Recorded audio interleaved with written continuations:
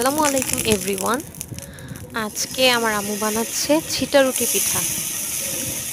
খুব সহজেই পিঠাটা বানানো যায় যদি আপনি সঠিক উপায় এবং সঠিক উপকরণ দিয়ে পিঠাটি বানান। এই তো আম্মু পিঠার যে গোলা সেটা প্যানে ছিটিয়ে দিল, এবার ঢাকনা দিয়ে দিল। ঢাকনা দেওয়ার পর আমাদের কিছুক্ষণ অপেক্ষা করতে হবে।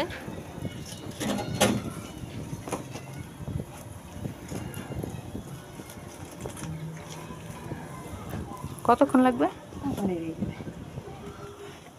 2 মিনিট।